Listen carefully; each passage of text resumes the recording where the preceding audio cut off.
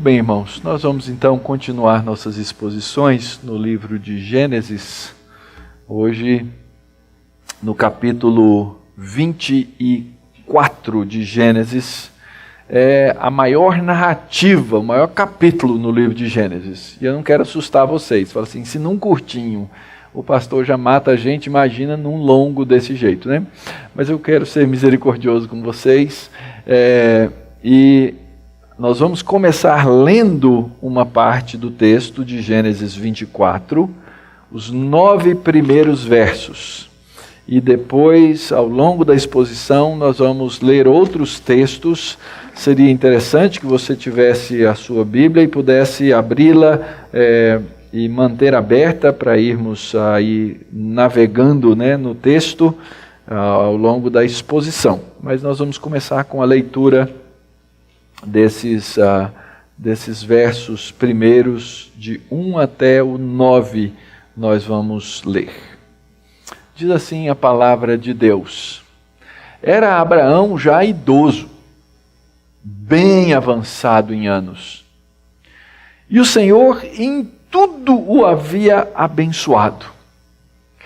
Disse Abraão ao seu mais antigo servo da casa, que governava tudo o que possuía: Põe a mão por baixo da minha coxa, para que eu te faça jurar pelo Senhor Jeová, Deus do céu e da terra, que não tomarás esposa para meu filho das filhas dos cananeus entre os quais habito, mas irás à minha parentela, e daí tomarás esposa para Isaque, meu filho.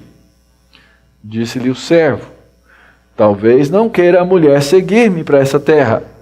Nesse caso, levarei teu filho à terra de onde saíste. Respondeu-lhe Abrão: Cautela, não faças voltar para lá meu filho. O Senhor, Deus do céu, que me tirou da casa de meu pai e de minha terra natal, e que me falou e jurou, dizendo: A tua descendência darei essa terra, ele enviará o seu anjo, que te há de preceder, e tomarás de lá esposa para o meu filho. Caso a mulher não queira seguir-te, ficarás desobrigado do teu juramento. Entretanto, não levarás para lá meu filho. E o verso 9 diz: E com isso pôs o servo a mão por baixo da coxa de Abraão, seu senhor, e jurou fazer segundo o resolvido. Vamos orar? Senhor, nós agradecemos Tua misericórdia, Tua graça, Teu amor, Tuas bênçãos. E rogamos, ó Pai, que sejamos por Ti mesmo dirigidos e guiados na compreensão desse texto da Tua palavra. E com ele, ó Deus, cresçamos, sejamos edificados, que o Teu poder, o poder do Teu Espírito Santo nos ilumine para entender a mensagem desse texto, a maneira como foi levada aos Teus servos no passado e como ela deve nos servir nos dias de hoje. Que as palavras dos meus lábios e o meditar do meu coração sejam agradáveis na Tua presença, Senhor meu, rocha minha, Redentor meu. Amém. Ora, tendo lido esses 9 versos, se eu fosse perguntar para você assim, qual é o tema desse texto? O pai, já velho, Abraão, pede que o servo vá buscar uma esposa para o seu filho lá na sua terra, na sua parentela. Então, a princípio, você lê o texto e fala assim, é um texto sobre casamento. No caso aqui, vai ser um casamento arranjado. A gente ainda podia entrar nesses detalhes a respeito do casamento que foi arranjado. Poderíamos entrar num outro tema importante que certamente nos passa pela mente, que é o fato, o pedido de Abraão que o seu filho não se casasse com alguém de fora da sua comunidade. E a gente trataria o quê? Do problema, da questão do casamento misto. Crentes podem casar com incrédulos? Essa seria a grande pergunta. E é óbvio que há muitos textos na Bíblia que tratam de todos esses temas. Entretanto, apesar da nossa inicial percepção, e porque não lemos o restante do texto, nós vamos descobrir que esses não são os temas, ou essas não são as intenções do autor ao colocar esse texto aqui para a nossa meditação, para a nossa leitura e para o nosso crescimento. Na verdade, como diz o tema, o título que eu dei a essa exposição, é um texto sobre a providência de Deus para os filhos da aliança.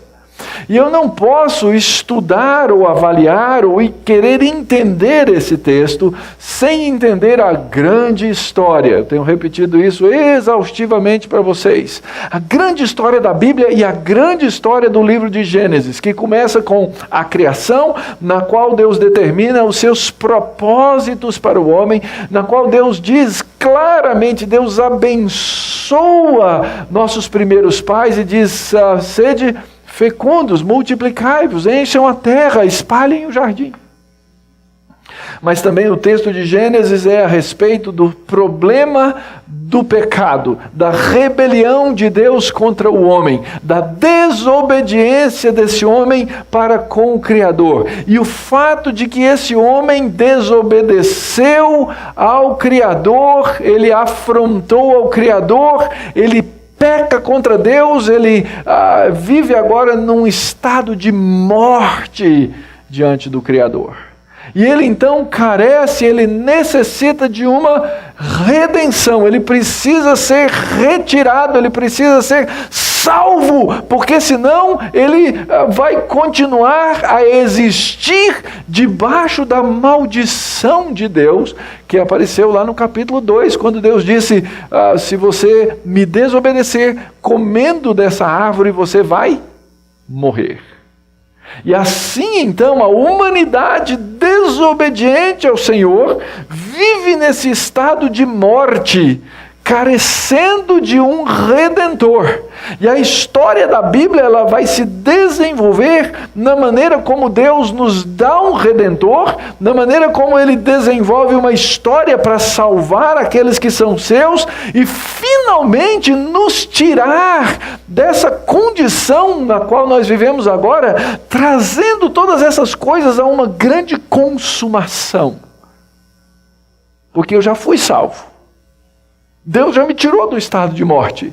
Ele já me trouxe para a vida. Ele já me deu Jesus Cristo para me salvar. Ele já me deu o Espírito Santo para eu buscar a vida de paz e santificação sem a qual ninguém vê o Senhor. Mas eu conheço o Mauro.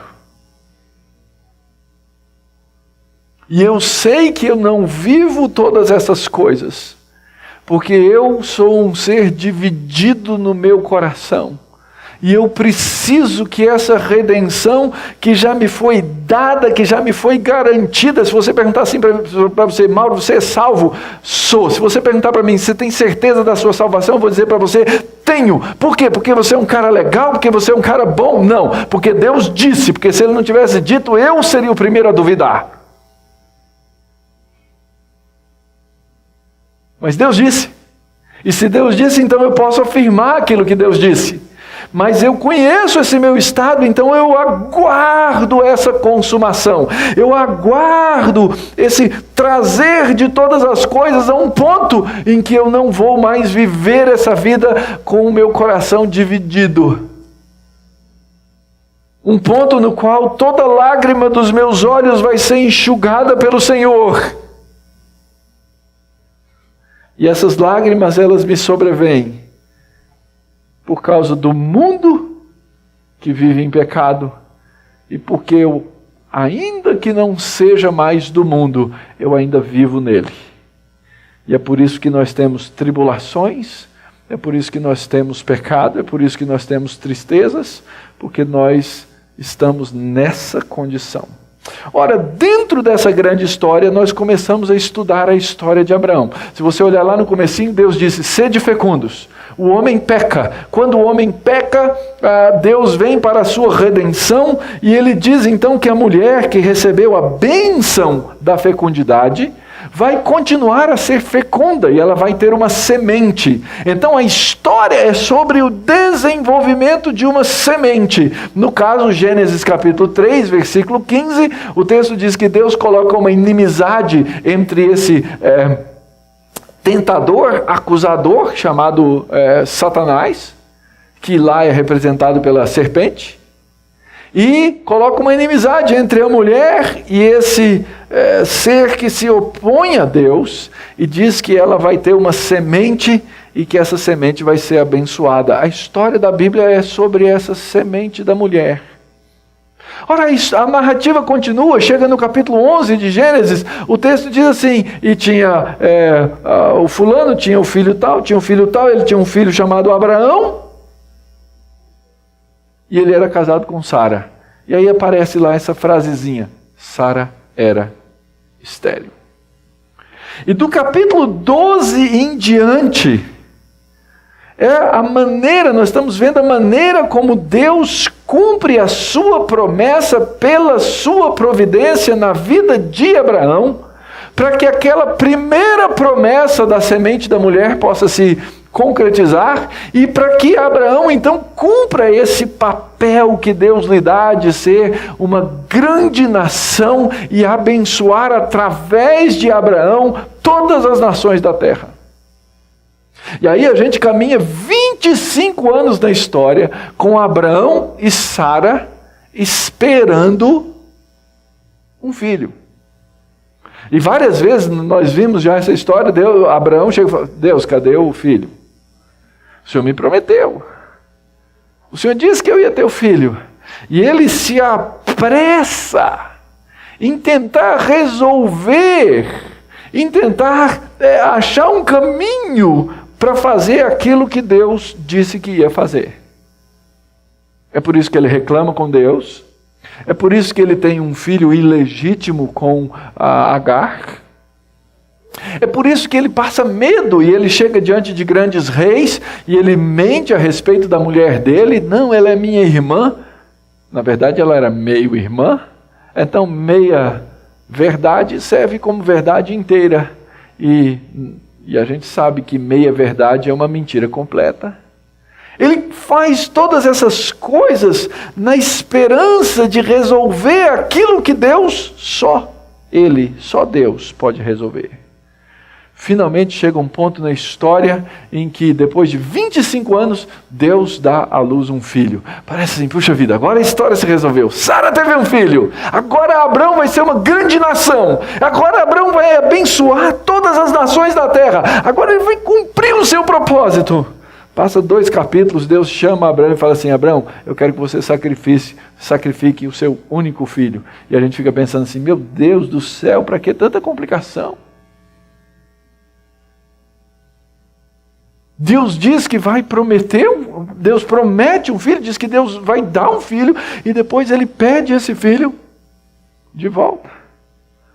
E a gente leu a história, Deus coloca Abraão à prova, Deus providencia um redentor, manda um cordeiro para morrer no lugar daquele filho esperado, chamado Isaque.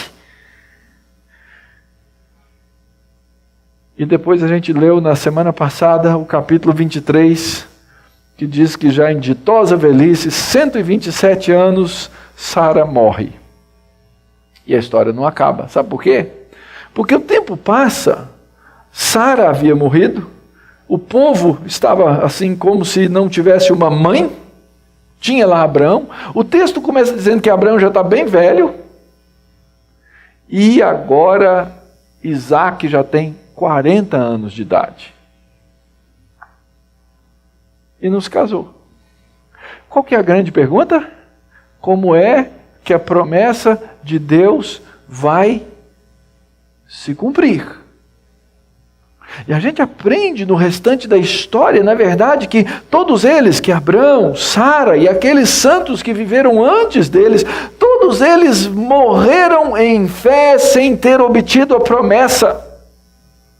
E eles esperavam aquele tempo em que todas essas coisas iam se concretizar, e não só isso, eles aguardavam, e agora nós aguardamos nas promessas já concretizadas, um novo céu e uma nova terra, um lugar onde habita justiça, porque o mundo onde a gente vive é um mundo injusto. O mundo onde a gente vive é um mundo de morte. O mundo onde a gente vive é um mundo de angústia, de destruições. E é interessante, nós estamos pouco percebendo isso, mas já há dados apontando para o fato de que hoje a religião mais perseguida na face da terra é o cristianismo.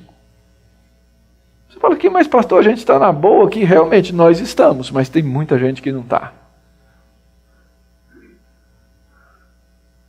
Nós vivemos nesse mundo e nessa realidade, aguardando essa consumação. Mas quando a gente olha para trás na história, a gente olha a mão da providência de Deus. A grande pergunta no coração de Abraão naquela hora, depois de todas as coisas que ele já havia passado, era: e agora, Deus, como é que o Senhor vai concretizar essa promessa? O Senhor me disse que eu ia ser uma grande nação, eu tive um filho, e agora o bicho está aí, solteirão. Como é que as coisas vão caminhar? E é interessante que, à medida em que a história passa, várias perguntas são lançadas para o leitor. A primeira delas, a grande pergunta, é como é que a promessa vai se concretizar. Mas eu vou trabalhar com vocês mostrando que a cada passo da história existe uma nova tensão, uma nova pergunta: como Deus vai fazer isso? Abrão, idoso, avançado em anos, o Senhor o havia abençoado em todas as coisas. Como é que a história vai se desenvolver?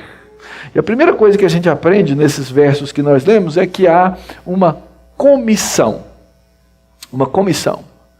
Abraão chama o seu servo mais antigo, nós imaginamos que é um servo já mencionado lá em Gênesis capítulo 15, Eliezer, homem justo. Abraão, inclusive, compara e diz assim: Senhor, se eu não tiver filhos, quem vai herdar as coisas e tomar conta da minha casa é Eliezer, o Damasceno. Então, Abraão chama esse servo, um homem certamente abençoado em muitas coisas, e ele vem com essa clareza na sua cabeça: o meu filho precisa se casar. Porque se Deus me prometeu, isso precisa tomar o seu curso natural das coisas. E se ele não se casar, eu não sei como é que eu vou ter os meus netinhos. Que, aliás, é uma coisa que eu preciso resolver na vida, né? Eu preciso ter os meus netinhos. Então, meus filhos precisam se casar, sem pressão. Mas continua procurando aquele emprego que a gente chega lá. Esse era o dilema de Abraão. E Abraão precisava entender, ou ele precisava ver, desenvolver diante dos seus olhos essa aliança que precisa continuar. Então ele chama o servo e fala o seguinte: eu quero que você vá na minha parentela, e da minha parentela você traga uma moça para se casar com o meu filho. E aí o servo fica olhando para ele assim: é fácil, hein?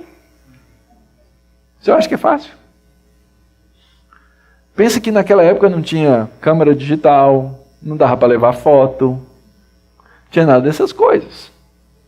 Era literalmente no escuro. Então o que o servo pergunta? Ele faz a pergunta para o Senhor: Senhor, verso 5, se a mulher não quiser me seguir para essa terra, leva o seu filho para lá. Ele: de jeito nenhum. E aqui existe algo muito forte do sentido da história, do sentido da narrativa que nós precisamos entender. Por quê? A aliança de Deus precisa continuar. A mulher, para se casar com aquele filho Isaque, o único filho legítimo, ela não pode ser qualquer mulher. Primeiro, ela não pode ser uma terra da terra dos cananeus. Aliás, mais adiante no livro de Deuteronômio, essa vai se tornar uma lei muito clara. Deus diz assim: não deixem os seus filhos se casar fora da aliança, porque se eles se casarem, o coração deles vai passar a servir a outros deuses e eles vão abandonar a verdade do Senhor. Não façam isso, era proibido. Então, Abrão, em nome do Senhor, ele faz com que o servo prometa que não vai levar o filho para fora da terra. E aqui tem uma conexão com aquilo que a gente já estudou no domingo passado. Abraão chegou e fincou pela primeira vez o pé na terra, comprando o quê? Uma propriedade. E ele fala assim: eu não posso mais sair dessa terra, porque Deus disse que eu ia receber essa terra por herança. Eu não quero que o meu filho vá para lá, se enamore de uma moça lá, e lá ele resolva ficar, ele volte para as suas origens, ele volte para a terra da onde eu saí. Seria uma traição à aliança. Então meu filho não deve sair da terra. Ele diz: Deus me fez sair da terra e Deus me prometeu dar essa terra para mim e para os meus descendentes. Então, servo, faz o seguinte: você vai. Deus disse que ia me abençoar. Você tenha certeza que o anjo do Senhor vai estar com você. E você vai chegar lá nessa terra e vai procurar a minha família. E quando você procurar a minha família, no meio da família você vai escolher uma moça. E Deus vai te mostrar pelo anjo do Senhor qual deve ser essa moça que você deve trazer para casar com o meu filho. Mas a atenção da história é essa: e se eu chegar lá, achar essa moça e a moça não quiser vir? Então ele faz o juramento. Essa era uma maneira de fazer um juramento. Existe aqui uma figura de linguagem, um eufemismo. Ele fala assim: coloca a mão debaixo da minha coxa. Era a maneira de se jurar naquela época. E aí você vai fazer isso em nome do Senhor. E aqui a gente vê um Abrão diferente.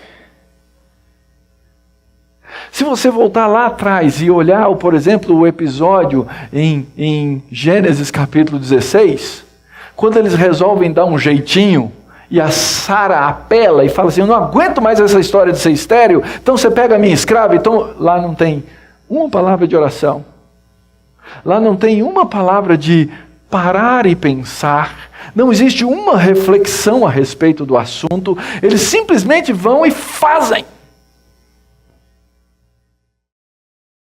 E é interessante porque isso nos ensina uma lição, é que a gente sabe que a providência de Deus, ela está junto e ela é levada nas nossas ações que são ordenadas e não na nossa desordenação. Ele faz prometer: se a mulher não quiser vir, não tem problema, você volta para cá, a gente continua, Deus vai achar outro caminho. E não é assim que a gente vive, queridos. O problema é quando a gente age como aquele Abraão lá do capítulo 16 e faz as coisas atabalhoadamente, nós não colocamos as coisas diante do Senhor, ou às vezes a gente se precipita e diz: Deus quer desse jeito, e aí depois Deus não quer desse jeito, você sai dizendo que Deus quer desse jeito, e as coisas não acontecem do jeito que você imaginou, porque Deus não havia prometido. Observe que a promessa de Deus é que Abraão teria uma semente. Mas ele não disse como. É por isso que Abraão precisa aqui ser sábio. Ao contrário de outros episódios anteriores na vida de Abraão, na qual Deus chegou e falou de maneira direta para ele, nesse aqui Deus não fala nenhuma vez. Ele está nos dizendo aqui que Abraão precisava ser maduro na maneira de fazer as coisas. Então o que ele faz? Ele escolhe o seu servo mais confiável, ele não escolhe qualquer um. Abraão não foi pessoalmente porque ele não podia sair da terra, e talvez porque ele também já nessa velhice não deveria fazer aquela viagem de cerca de 700 quilômetros levando camelos. É um negócio assim de um mês e tanto para chegar lá na outra ponta. Nada fácil aquele percurso no meio daquelas terras. Então, hoje, queridos, nós vivemos nessa perspectiva. Deus não está mais nos mandando recado de maneira, nos falando de maneira direta. Nós não acreditamos nesse tipo de revelação. Deus nos fala pela Escritura, Deus nos fala sobre a sua palavra. E Ele espera de nós que nós sejamos atenciosos àquilo que Ele jurou, àquilo que Ele prometeu, àquilo que é a promessa dEle na Escritura, na palavra, e que nós saibamos agir de maneira sábia, de maneira escriturística, de maneira cautelosa, para fazer a sua história, a história de Deus, continuar. Dia 26 de fevereiro, nossa igreja completa 5 anos, a congregação. Eu já contei várias vezes para vocês a história de como começou, etc. e tal. Vou dizer para vocês uma coisa. Eu não recebi nenhuma revelação de Deus para começar a igreja presbiteriana na Barra Funda. Nenhuma. Deus não mandou e-mail, Deus não mandou Snapchat, nem mensagem. Não. Com prudência, eu me assentei com irmãos, nós nos assentamos no conselho, nós avaliamos se era o momento propício, se era a hora certa, se era o jeito de fazer. E eu me lembro de uma coisa. Alguns dias depois, antes de começar a igreja, eu fui pregar na igreja da Lapa e nós estávamos pregando o livro de Romanos. E eu fui pregar exatamente em Romanos capítulo 15, onde o apóstolo Paulo diz o seguinte: eu espero chegar até Roma e eu espero que vocês me deem uma oferta para que eu possa ir pregar o evangelho na Espanha. Paulo fez um projeto. Sabe qual a evidência? E um projeto que está registrado na Escritura, no livro de Romanos. Sabe qual a evidência que nós temos de que Paulo tenha chegado algum dia à Espanha? Nenhuma. É provável que ele nunca tenha chegado. E nesse dia eu disse diante da igreja, falei, irmão, se o apóstolo Paulo, que recebia e falava com Deus daquele jeito, não podia dizer assim, eu tenho certeza que Deus quer que eu chegue à Espanha, eu também tive que dizer à igreja, eu não tenho certeza. Eu tenho convicções no coração de que Deus vai nos levar. Façamos com prudência, façamos com cuidado, façamos com sabedoria, façamos com a Escritura.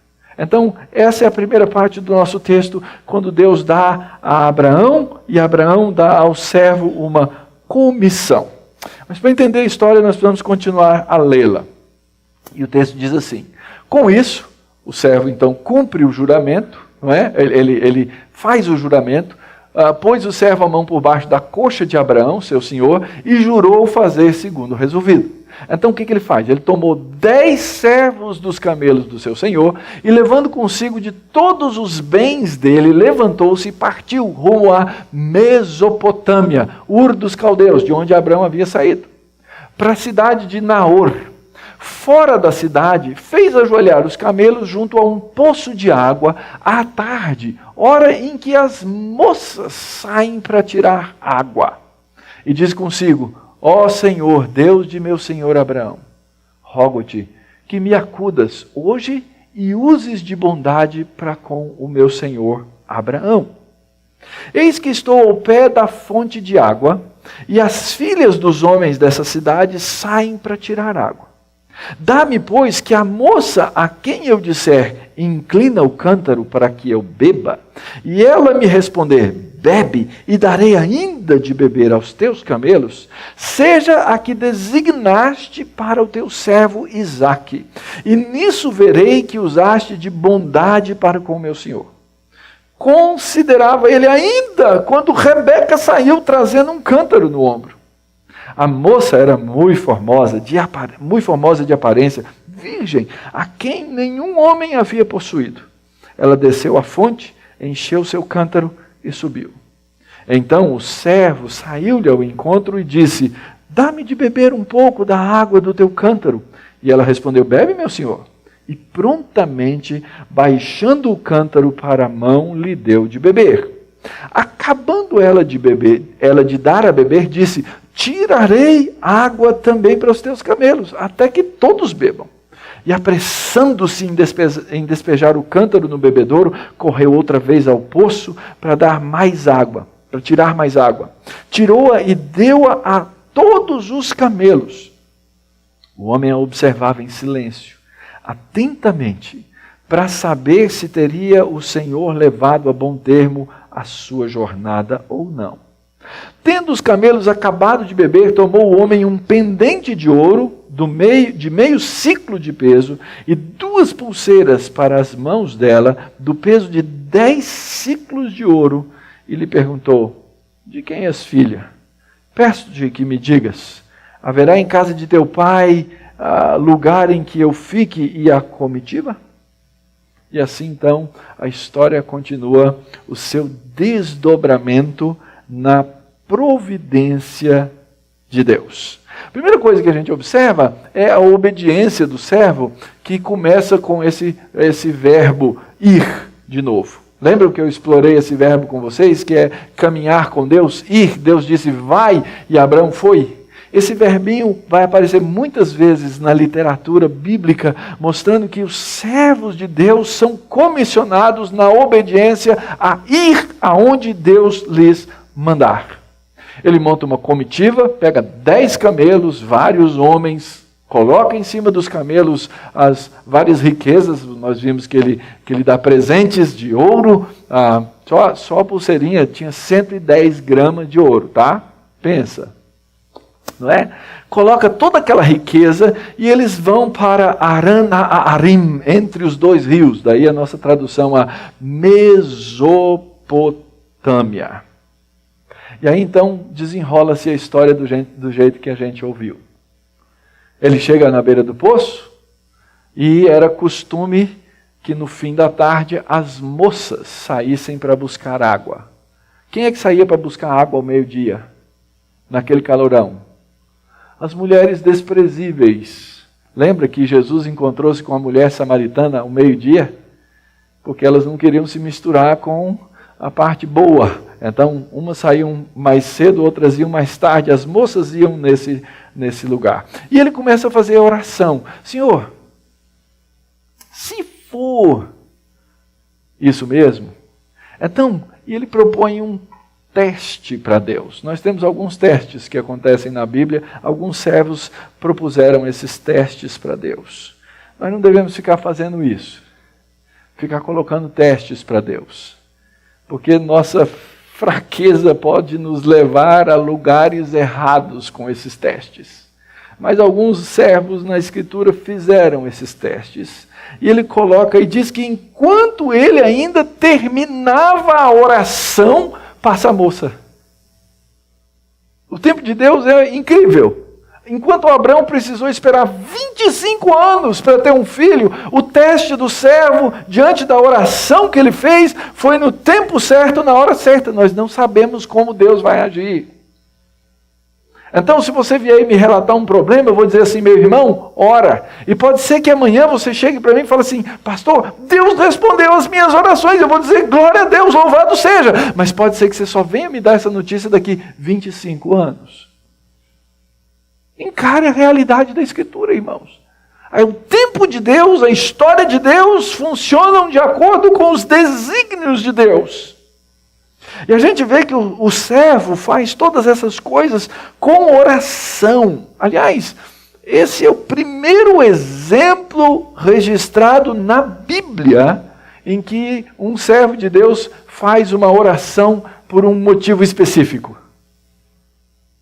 Primeira vez que aparece em toda a história da Escritura. E ele pede: Senhor, dá êxito, faz isso acontecer diante de mim. Mas eu sei que eu dependo da tua providência.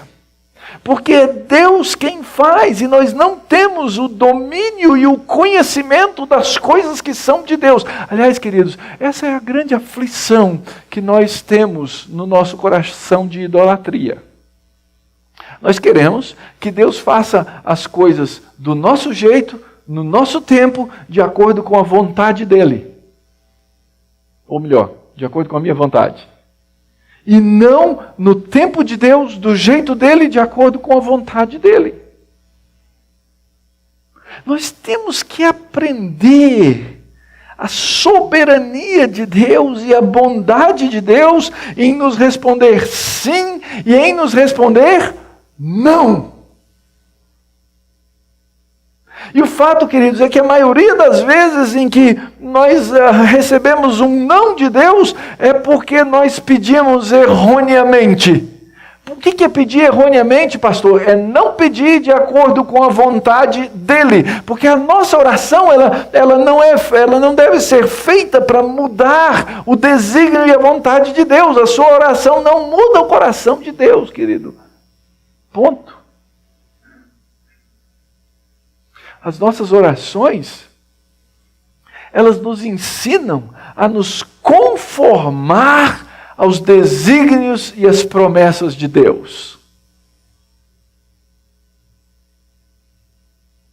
E se os desejos que porventura tenhamos sejam justos, verdadeiros e santos, ainda assim, pode não ser essa a vontade de Deus. Nós não sabemos. Deus é aquele que desenha a nossa história. E é interessante que existe um termo fundamental que aparece aí no verso 12 do texto, que nós deveríamos aprender e decorar. Ele diz assim: disse consigo, ó Senhor, Deus de meu senhor Abraão, rogo-te que me acudas hoje e uses de bondade para com o meu senhor Abraão. Essa palavrinha bondade é uma palavra que aparece centenas de vezes no Antigo Testamento. É esse amor incansável de Deus em nos dar aquilo que são de fato as nossas necessidades. É a maneira como Deus nos salva pela sua misericórdia, pela sua graça, pelo seu amor. E é interessante, quando o servo faz o teste, ele diz, olha, a moça que passar, é interessante observar o teste que ele coloca. O teste que ele coloca não é um teste místico, olha, como a gente tem alguns na Escritura, né? Lembra aquele teste da lã? Fala, Senhor, se o Senhor estiver do meu lado, o Senhor faz molhar a lã e deixar seco em volta. E depois, no outro dia, ele fala assim, eu não estou acreditando ainda nesse teste. Faz o seguinte, molha tudo em volta e deixa a lã seca. Esse teste é um teste de caráter. O que essa moça fez, queridos, foi impressionante. Imagina você carregar do poço para cima um cântaro. E vamos imaginar, e é o que a gente vê aí pela arqueologia, um cântaro tinha mais ou menos 12 litros de água, que deve corresponder mais o peso do cântaro, põe aí que ele pesa uns 2 quilos, deve ficar um negócio todo com 14 quilos. E essa moça desceu para pegar essa água no poço. E ela colocava para os animais num bebedouro e levava para casa também. Devia ser umas moças fortinhas. E o servo pede, é interessante como o texto deixa a gente assim, né? Ele fala assim, me dá de beber. E lembra, o teste é o seguinte, a moça que eu pedi de beber e ela disser, bebe e dou também aos teus camelos.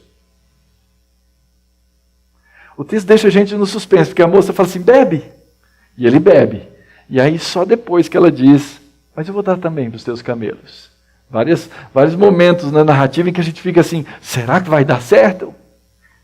Agora, sabe quanto que um camelo em geral bebe quando passa muitos dias sem beber água? 90 litros d'água. Pensa quantas vezes essa moça desceu para pegar água e jogar naquele bebedouro. E diz o texto que ela deu de beber a todo. Talvez ela tenha dado uma ração limitada, eu não sei. Mas o fato é que ela não só tinha um coração hospitaleiro, mas era uma mulher absolutamente disposta ao serviço. Então, se eu fosse dar aqui um fazer um sermão sobre casamento, vocês já sabem para que lado que eu ia, né? Mas ela responde, é interessante que o autor do texto, ele nos faz lembrar algumas coisas. Lembra quando Abraão, capítulo 18, recebeu o anjo do Senhor na casa dele? Quando eles chegaram, os três ali chegaram, ele fala assim, diz que ele foi apressadamente e mandou matar o cordeiro e etc. A mesma palavra aparece aqui. Ela apressadamente, ela tinha aquele mesmo caráter, aquela mesma coisa de fazer. Então, quando o servo termina de fazer, diz, Senhor, se isso acontecer, então com isso eu vou saber. Porque o pedido do sinal que ele faz ao Senhor está conectado com a missão que era levar uma boa esposa para o rapaz. Quando ela faz todas aquelas coisas, ele percebe a providência de Deus e imediatamente ele dá a ela o presente. A providência de Deus se revela naquilo que Deus dá. E imediatamente, verso 26 e 27 do texto, nós lemos, então se inclinou o homem e adorou ao Senhor. E disse, bendito seja Jeová, Deus de meu senhor Abraão, que não retirou a sua benignidade e sua verdade do meu senhor. E a mim ainda facilitou a minha tarefa. Deus é um Deus providente. A grande pergunta é se nós cremos nessa providência. Caminhando então agora para a conclusão do texto, vocês vão ver aí que o texto é muito longo, são 60 e tantos versos, mas existe muita repetição, muitas coisas. O texto diz assim no verso 16, a moça era formosa de aparência, virgem, a quem nenhum homem havia possuído. Ela desceu à fonte, encheu o cântaro e subiu. E aí o servo pergunta, de novo, agora a moça fez tudo, mas será que ela é da família de Abraão? Toda hora vem a pergunta, toda hora vem um novo teste. Será que ela é da família? E ele pergunta, quem é seu pai? E aí vem a resposta, eu sou filha de Betuel, filho de Milca, a qual ela deu à luz Naor. E acrescentou, nós temos palha, pasto, lugar para você ficar à noite, vamos embora para casa. E é então que o homem se inclina, adora ao Senhor. Essa resposta vem com as marcas necessárias. Ela era da família, e ele faz questão de dizer que ela era filha de Milca, para dizer, ela não é filha de uma concubina, mas é filha mesmo de Naor, com uma esposa legítima. Diz o texto que ela era muito bela, a Escritura várias vezes ressalta, Sara era muito bela, Raquel era muito bela, Tamar era muito bela, Raabe era muito bela, Ruth era muito bela, e obviamente que é um sentido no qual a beleza faz parte do ser. Diz que ela era virgem, ela estava em idade de casar-se, essa é a expressão virgem, betulá, que aparece aqui, mas faz questão de dizer, nenhum homem havia possuído para ter certeza de que a descendência era uma descendência legítima. Esse é o ponto. E finalmente, então, chegamos agora ao consentimento da família. Eu não vou conseguir ler aqui, senão nós vamos nos estender muito. Mas a moça corre para casa, conta o que aconteceu, mostra os presentes e ela tinha um irmão chamado Labão. E ele vai aparecer de novo na história. O Labão cresceu o olhão, falou assim, pode deixar que eu vou receber esse senhor. 10 camelos, hein, meu? Não é pouco, não. 10 camelos é muito, dava um dote e tanto. E aí, então, será agora que a família vai permitir? É a nova pergunta. Toda hora uma nova. Labão cobiça. E aí então eles dizem, olha, fica uns dias aqui em casa, come com a gente e a gente vai ver como é que faz. Ele fala, não senhor, deixa eu contar a história primeiro para você, depois eu como. É um sentido em que a missão está acima do conforto. E ele então conta a história, ele repete repete a história e ele termina essa parte da história dizendo: agora, pois, se a vez de usar de benevolência e de verdade para com meu Senhor, fazei-mo saber, se não, declarai-mo para que eu vá embora, para a direita ou para a esquerda. Eu quero saber esse resultado daquilo que Deus fez. E então responderam Labão, que era o irmão, e Betuel, que era o filho. Labão aparentemente estava tomando conta da casa, talvez na velhice do pai. E eles dizem: isso procede de Jeová. Nada temos a dizer fora da sua verdade. E com esse dote, meu filho, eis Rebeca na tua presença. Toma, vai, leva. Seja ela a mulher do filho do teu Senhor, segundo a palavra do teu Senhor. E a gente sabe que os casamentos eram muito baseados em quê? Dote. Agora eles estavam vendo uma coisa, eles estavam vendo que aquilo era um negócio familiar, era desejável fazer isso. E ainda o tal do Abraão, e o servo começa contando essa história e fala assim: meu senhor foi muito abençoado. E ele é muito rico. Então é melhor vocês deixarem, porque vai ser o bem para a moça e vocês vão ganhar uma grana legal. Esse era o ponto da perspectiva deles, não é? Na perspectiva humana deles. Mas o fato é que eles consentem. Só que aí vem mais uma pergunta. Será que a moça vai querer ir? E eles vão a Rebeca e perguntam a Rebeca: chamemos a moça, ouçamo-la pessoalmente. Chamaram a Rebeca e perguntaram: queres ir com esse homem? E a resposta? Olha o verbo ir de novo. Eu vou. O chamado de Deus é assim, e ela vai. Então eles se despedem de Rebeca, a sua irmã, sua ama, o servo de Abraão, seus homens, abençoam Rebeca, fazem um cartãozinho com uma poesia. Isso é uma poesia: és nossa irmã, sê tua mãe de milhares, e que a tua descendência possua a porta dos seus inimigos. E Rebeca se levantou e com as suas moças, e montando os camelos, seguiram o homem. O servo tomou a Rebeca e partiu. Tem alguma revelação para Rebeca? Tem alguma revelação para Labão e Betuel? Não. Deus não falou diretamente a nenhum deles. Todos eles olharam a circunstância, todos eles olharam a situação, todos eles ouviram a promessa de Deus, todos eles ouviram aquilo que Deus faz e disseram: é Deus fazendo.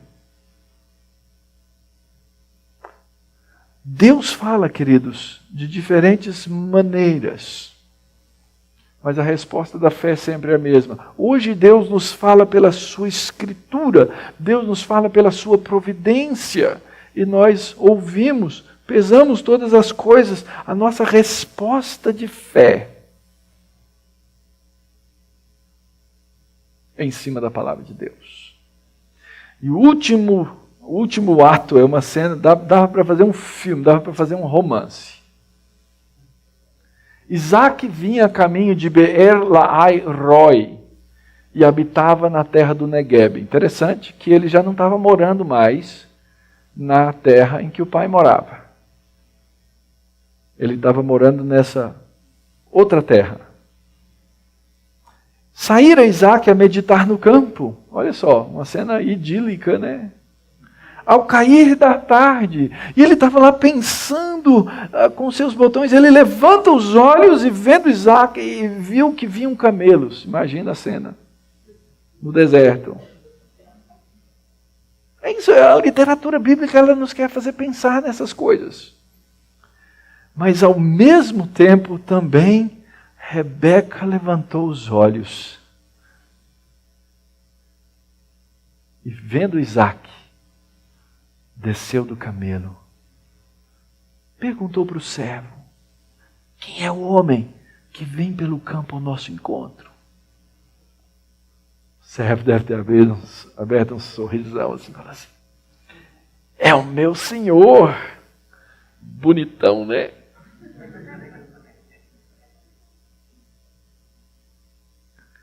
E diz o texto que ela tomou o véu e se cobriu. Sabe aquela história que o noivo não pode ver a noiva antes do casamento, com o vestido? Tem umas histórias mais antigas que essas. Ela nunca tinha visto o indivíduo, exceto naquela hora que ela levantou os olhos, mas ela sabia, esse é o meu noivo. Ela cobre o rosto. O servo vai à frente, conta a Isaac as coisas que havia feito. Interessante como a história termina. Isaac conduziu-a à tenda de Sara, mãe dele, porque a mãe de Israel, a tenda da mãe de Israel estava vazia. Ela precisava ser preenchida. Ele toma Rebeca, e essa lhe foi por mulher. E ele a amou. Porque o Senhor assim designou a Rebeca. E foi assim que aquele vazio deixado pela mãe de Israel foi preenchido depois da morte da sua mãe no capítulo anterior. Eles se casam. Interessante que o foco da história aqui saiu de Abraão. Abraão nunca mais falou na Bíblia. A última palavra de Abraão aparece no comecinho do capítulo, quando ele conversa com o servo. Agora Deus chama esse homem, que estava lá no poço do vivente que me vê. Esse é o nome Baar-Roi. E é interessante, lembra como é que foi a história quando ele encontra a moça? Onde é que ele encontrou? No poço. E agora a história termina em volta do poço. É a providência do romance, queridos. Isso faz parte da vida. Faz parte da beleza. Faz parte da história que Deus coloca para nós. Tudo, entretanto, deve ser feito de acordo com a vontade do Senhor.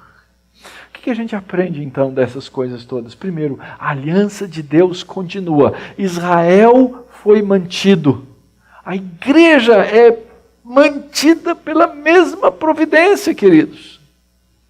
Nós vemos a providência de Deus em dar a Abraão a fé, em dar ao servo fé, em trazer comprometimento, em garantir que o anjo do Senhor estava lá. Nós vemos a providência de Deus nas orações. Às vezes a gente reclama de Deus. Deus, eu fiz um dia lá uma oração, o Senhor até hoje não me respondeu, mas também você não mantém a conversa.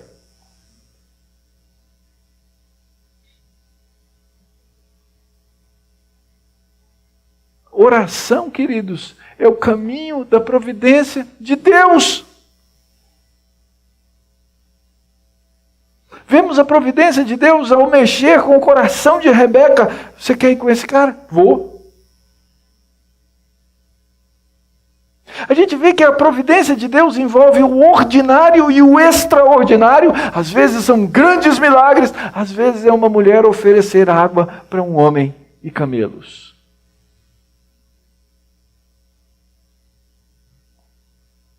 A providência de Deus está em manter a igreja dele na terra. Implantar igrejas na nossa cidade. Em converter corações aos pés do Senhor Jesus Cristo. E a gente precisa lembrar que sempre haverá providência. E quando você estiver diante de qualquer situação, quando você estiver diante de qualquer problema, quando você estiver diante de qualquer angústia, você sempre pode orar, porque a oração é parte da providência de Deus. Você não precisa ir para um lugar específico, você não precisa fazer um sacrifício, você pode falar com Deus, debaixo da sua soberana providência, e que Ele vai manter as suas promessas. Olhando para a história de Abraão, agora que ela vai terminar, ou que ela terminou nesse capítulo, houve momentos em que Abraão orientou a sua vida por fé. houve momentos em que ele vacilou na fé. E nós precisamos entender isso. Como é que isso funciona na nossa vida? Olha para trás na sua vida. Às vezes nós confundimos fé com o desejo do nosso próprio coração, com as nossas próprias ambições, com as nossas próprias vontades. E nós vemos aqui Abraão agora um homem bem velho. O último ato dele, pelo menos que a gente sabe, foi garantir, num ato de fé, a continuidade daquilo que Deus disse ia fazer. E ainda que o texto não seja sobre o casamento, ainda que o texto não seja sobre o romance, ele nos deixa algumas lições. Uma delas vai vir quando a gente continuar. O texto diz assim: Isaac amou Rebeca. Lá na frente na história a gente vai ver que Rebeca assume um papel que não era dela. E aquilo traz conflitos para o casamento. Nós temos que olhar para a Escritura e aprender nossos papéis.